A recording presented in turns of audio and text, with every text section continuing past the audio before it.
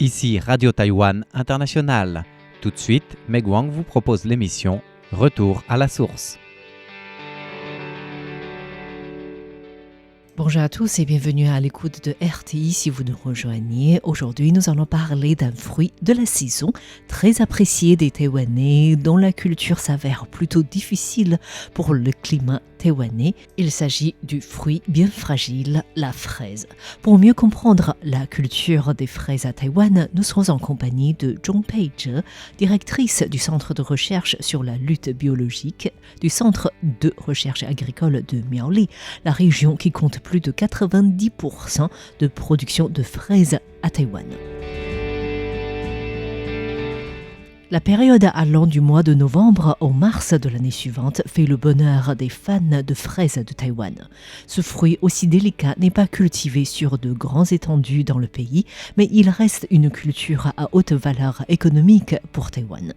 Selon les données des autorités agricoles, la superficie de culture de fraises à Taïwan est d'environ 530 hectares seulement et sa valeur de production peut atteindre 1,4 milliard de dollars taïwanais, c'est-à-dire 42 millions d'euros. Je ne sais pas, dans le pays où vous nous écoutez, la fraise représente un fruit très accessible, mais pour les Taïwanais, rien n'a été simple. Ce fruit a été introduit d'abord par les Japonais à Taïwan. À l'époque de la colonisation japonaise, au début du XXe siècle, un Japonais avait fait venir depuis sa région 9 différentes variétés de fraises pour les planter dans la montagne Yangmingshan dans le nord de Taïwan à titre d'essai. C'était dans les années 1930. Or, en raison des problèmes de résistance aux maladies et d'adaptabilité, ces fraises n'ont pas pu prendre racine sur l'île de Taïwan. 20 ans plus tard, un agriculteur au nom de Li, du nord de Taïwan, a introduit des fraises depuis les États-Unis. Et avec un soin particulier, ce fruit s'est généralisé dans le nouveau Taipei d'aujourd'hui, comme à Luzhou, Wugu ou Jinshan, donc dans le nord de Taïwan. En 1958, des membres de famille de Li ont emmené des fraises depuis le nord jusqu'à Miaoli dans le nord-ouest de Taïwan et plus précisément à Dahu. À partir de 1,2 hectare de culture, les fraises sont aujourd'hui cultivées sur plus de 400 hectares à Dahu. Zhong Peizhe, directrice du Centre de recherche sur la lutte biologique du Centre de recherche agricole de Miaoli, qui étudie la lutte contre les maladies de fraises, partage avec nous tout d'abord les raisons pour lesquelles ce fruit si délicat se plaît plutôt bien à Miaoli et plus précisément à Dahu. Actuellement, environ 90% des cultures de fraises se situent à Miaoli et plus particulièrement à Dahu. Ici, les conditions climatiques se prêtent à cette culture puisque l'amplitude quotidienne de température est importante avec un ensoleillement suffisant dans la journée pendant la période de la récolte. Des températures pendant le jour qui varient entre 20 et 25 degrés sont favorables au changement de couleur et à l'accumulation de la teneur en sucre des fraises.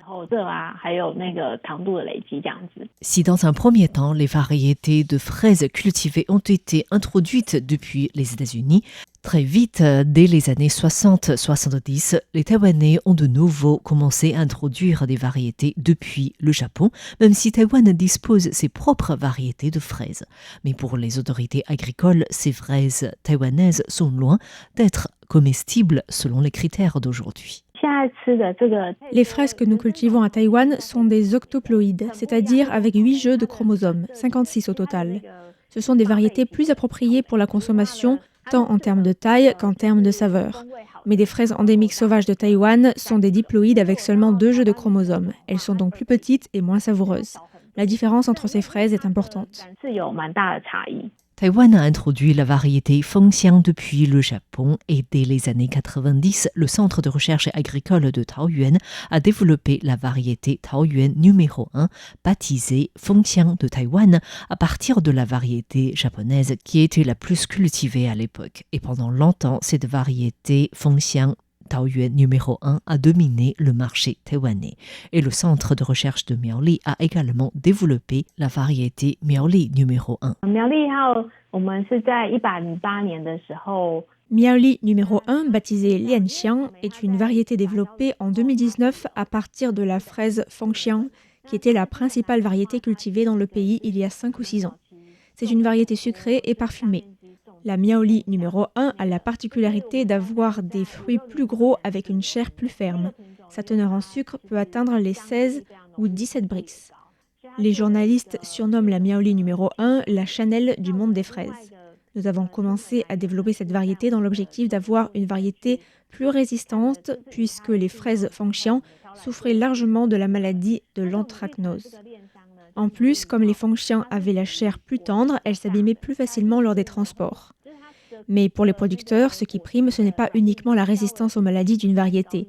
Ils veulent des fraises qui sont en fleurs plus tôt dans l'année et qui peuvent donner des fruits plus longtemps et aussi en grande quantité. La Miaoli numéro 1 répond particulièrement à ces exigences. Le seul défaut est que cette nouvelle variété donne des fruits avec 2 semaines de retard par rapport aux fraises Fengxian. Même si la Miaoli numéro 1 Lianxiang représente des fraises plus grosses et sucrées, cette variété lancée officiellement en 2019 n'est pas la variété la plus cultivée dans le pays. Il faut au moins 6 à 8 ans pour qu'une nouvelle variété de fraises soit développée avec maturité. En 2019, lorsque nous avons développé la variété Miaoli numéro 1, nous avons transféré le savoir-faire technique à 5 producteurs. Jusqu'à aujourd'hui, cette variété n'est pas très répandue. Cela est lié au fait que vers 2019, les grossistes ont commencé à acheter des fraises de la variété Xiangshui, c'est-à-dire parfum, une variété locale qui n'a jamais été officiellement lancée par les autorités publiques. Cette variété a pour particularité d'avoir un haut rendement avec des fruits qui parviennent à maturité plus tôt. La variété parfum a très vite remplacé les Fengxian. De nos jours, les Fengxian ne sont cultivés que sur environ 10% des terrains. Or, cette variété est très facilement attaquée par le champignon Neopestaloptiosis rosae.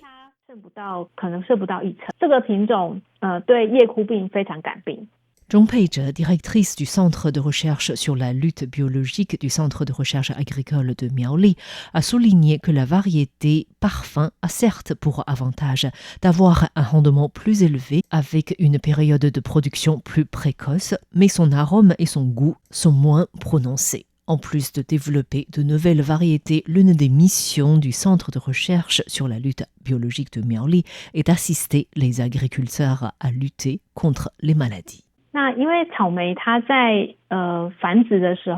Dans la plupart des cas, la reproduction des fraises est asexuée et passe par les stolons. Il s'agit des tiges aériennes qui partent de la plante mère pour donner de nouvelles plantes. Les producteurs cueillent ces stolons pour les planter par la suite, mais en général, étant donné que ce travail s'effectue en hiver, il est difficile pour les producteurs de voir à l'œil nu si ces stolons sont touchés par la maladie de l'anthracnose. Pour aider les agriculteurs à lutter contre cette maladie, nous encourageons d'une part les producteurs à ne plus utiliser des stolons issus de leurs champs, mais des stolons spécialement développés dans un cadre protégé des maladies. D'autre part, nous avons aussi collaboré avec l'ITRI, l'Institut de recherche sur les technologies industrielles, pour développer des dépistages rapides des maladies. Ce que nous voulons éviter absolument, c'est que des jeunes plants malades arrivent dans des champs et contaminent l'ensemble des champs. En fait, sur un terrain de 960 mètres carrés environ, il faut environ 4500 et 5000 plants de fraises. Si la provenance de ces plants est la même, alors il y a de fortes chances que les plantes malades contaminent l'ensemble des champs.